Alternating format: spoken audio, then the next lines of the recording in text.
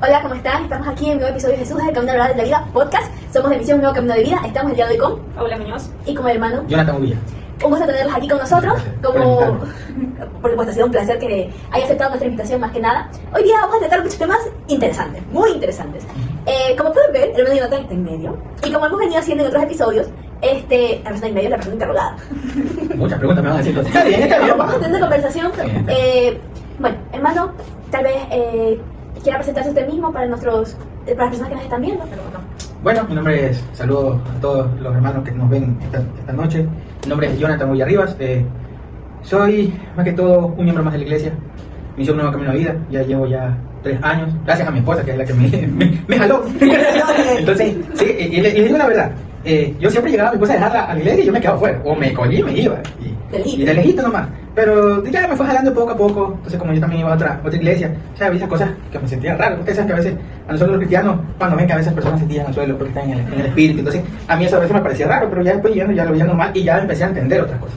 Entonces, como yo era de otra religión, era algo imposible a veces de entender. Entonces, y yo entiendo a las personas también, porque yo también, alguna vez yo prediqué el evangelio y en otro país, entonces yo entendía eso. Ahora, en ese tiempo hay cosas que entendí y cosas que no. Entonces, ya pude entender.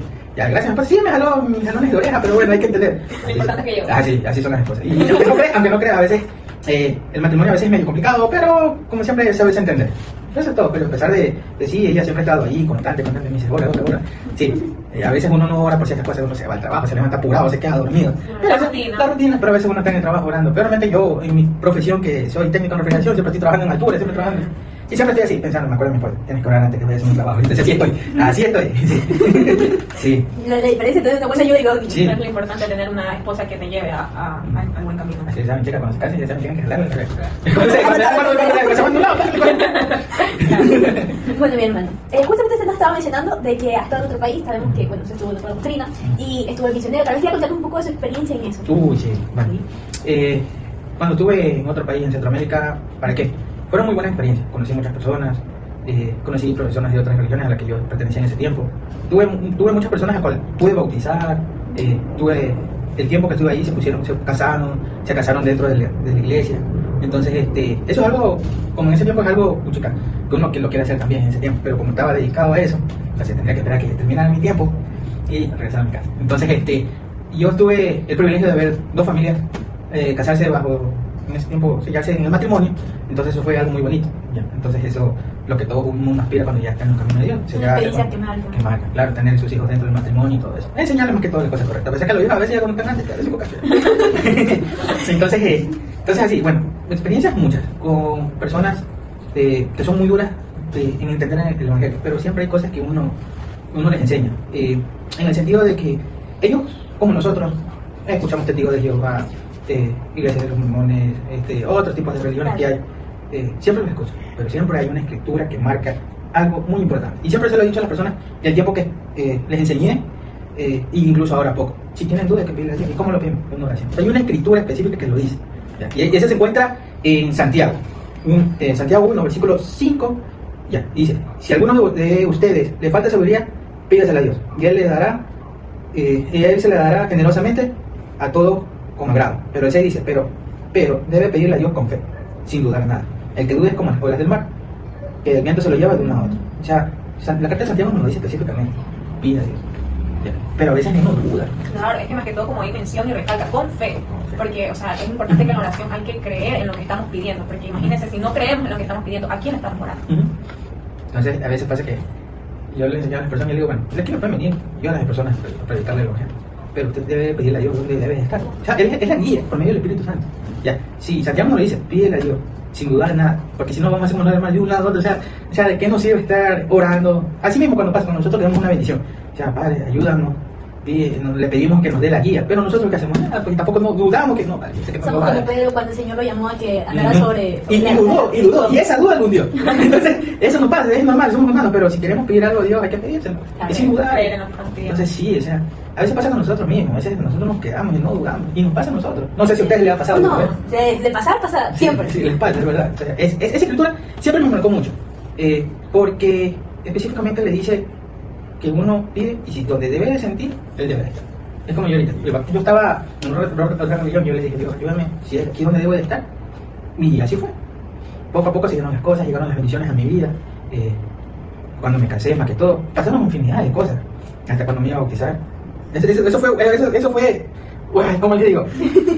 Parece una historia muy interesante. Eso fue, es algo increíble porque, sí, se retrasó un poco mi bautismo, fue por algo, porque yo estaba emocionado que me iba a bautizar otra vez. Y los pastores también me bautizaron. Entonces me faltando 2 días, creo que fue, yo me bauticé el domingo, creo que era sábado, y yo el jueves me accidenté, en la tarde. Y yo iba a ver a mi esposa, le digo, claro, yo iba saliendo de la rotonda, ya iba por la putilla, un carro se me atraviesa la moto. Por allá fui a dar yo y me quebré el brazo. Y si me operaban el mismo día, si a mí me operaban el mismo día, yo le dije a la pastora, si me pongo una funda ahí en el yeso en la operación y me meto al agua, no importa. Pero como actuó el enemigo, no quería que lo haga. Y yo emocionado, y le dije a todo el mundo, me bautiza. Pues, y bueno, a veces pasa que le puse, si ves por estar hablando lo que te pasó, me dice. A veces pasa que le puse, si ves por estar hablando lo que te pasó, me dice. Entonces, me dice, a veces el enemigo escucha y no quiere que hagas ese paso tan importante. O sea, eso es lo que pasó, o sea. Y yo le digo, y él me bauticé después de 3 meses. O sea, y tuve que esperar bastante.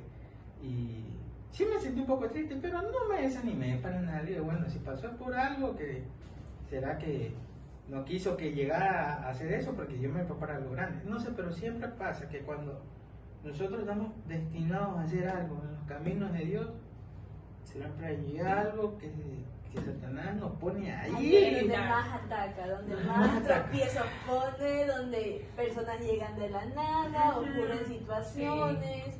No, sí, por ejemplo, ahorita, perdón que me interrumpa, pero constantemente siempre escucho esos testimonios de personas que tienen un llamado impresionante, tienen y es más, incluso nosotros mismos, ¿cuántas veces me ha pasado que, por ejemplo, yo cuando me iba a bautizar, por ejemplo, ya que vamos al tema del bautizo, yo me iba a bautizar en secreto, porque todos en mi casa se oponían, todos en mi casa.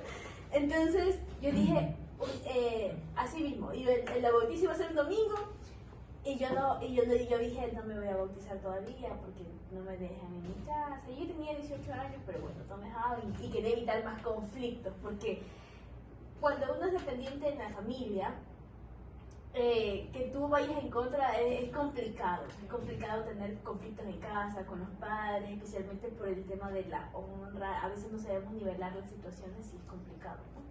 Entonces, llegó el sábado, ya era un día más para el bautizo, y yo no digo, ni siquiera voy a ir a ver, porque me voy a querer meter en el agua yo solita. Y en eso la pastora me coge a Carlos y me dice, no te quieres bautizar, esto, otro. Y yo, no sé, ¿qué pasa eso? Y me dice, pero es que tú ya puedes, esto, otro. Y yo, ¿será que lo hago? ¿Será que no lo hago? Y yo dije, pastora, anóteme. No sé si hay pasaje todavía para ir, pero anóteme, yo me voy a bautizar de la nada.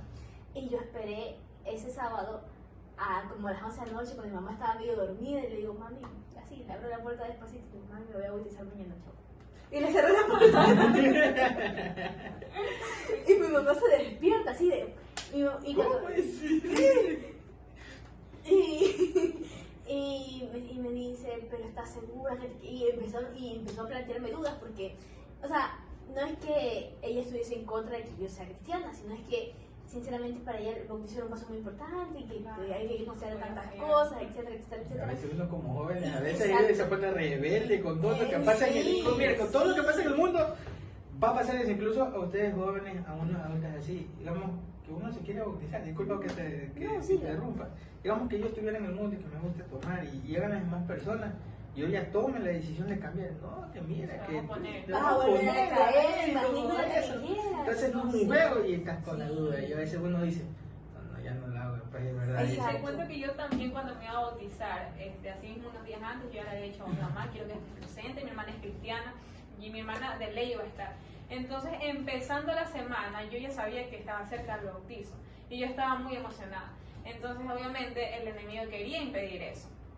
Entonces, empezando la semana, el día lunes, tuvimos una pelea fuerte en la casa. Entonces, lo primero que me dijeron, así te vas a bautizar, tú no vas a cambiar.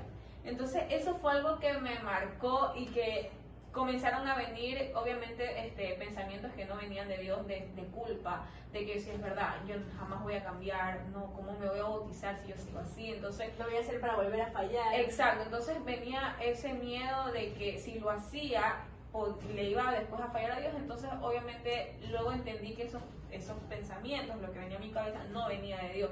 Entonces yo lloré, me puse a orar y yo dije, no voy a permitir que el enemigo quiera dañar lo que Dios quiere poner en mí.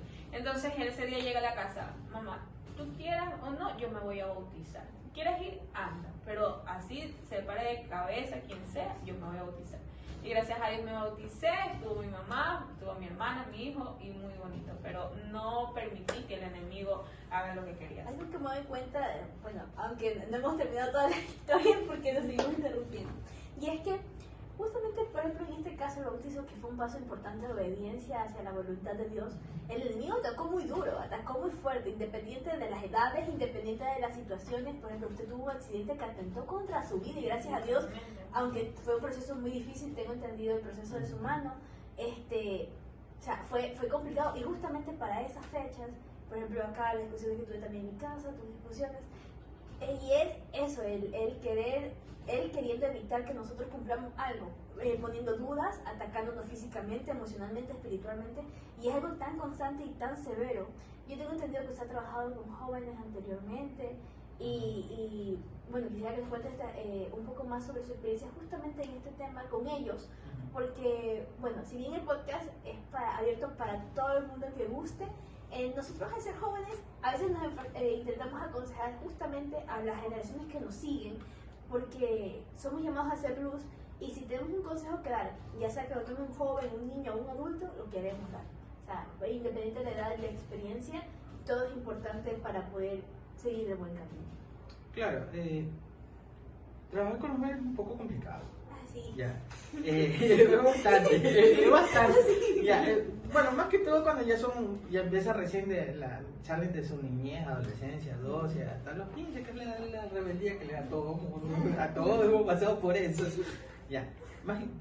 Ellos se sienten acomplejados porque cuando van a la iglesia, y si es el único miembro que va de la iglesia, los demás, sus padres, sus tíos, no son. Entonces es el único miembro de la iglesia, entonces empiezan ¿cómo se dice? El bullying.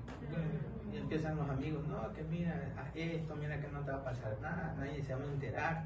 Y a veces los jóvenes caen en eso, en drogas, en el alcohol. A veces uno mismo no quiere hacerlo, pero viéndolo, esos manes se divierten bien, así dicen, quiero vacilar también, es lo que ellos dicen.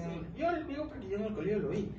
O sea, en el colegio vi amigos que se drogaban, tomaban, y bueno, como en ese tiempo no iba a ningún lado, yo también lo hice, pero yo nunca fui una persona que me gustó así al 100%, de vez en cuando lo hacía nomás, pero por entre muchachadas. Pero ya cuando ya me acerqué a los caminos de Dios, estuve trabajando con jóvenes, y eso específicamente le dije porque como muchos de nosotros hemos visto eso en el colegio, y a veces ellos se dejan guiar por los amigos, entonces por querer también ellos entrar en ese grupo. Entonces, como para encajar, porque a veces algunos por ser de la iglesia no quieren, no encajan, no tienen amigos, los echan a un lado, o sea, entonces se sienten bien, se acomplejan, entonces ¿sabe cómo es uno de joven? Sí. Pero uno está para guiarlos y enseñarles. Entonces, por eso que siempre digo a los que ya jóvenes que están dentro de la iglesia, siempre estén con ellos juntos, sean amigos, no importa si son 12 años, que a pesar de 12 años empiezan a ser jóvenes y empiezan a ver esto hasta los 17, 18, siempre sigan juntos, aconséjense. Si tienen un tiempo de ir a tomarse una cola con un pan, a sentarse una pan, háganlo, porque eso ayuda a que nosotros seamos amigos, y si nosotros tenemos algún problema, nos los cuentan, y nosotros, los que somos ya más mayores, podemos darle un consejo, o sea, para poderlos ayudar, guiar. Y algunos de esas veces hay siempre que ellos le cuentan los problemas que hay en la casa de la familia, y a veces uno puede entrar por ahí.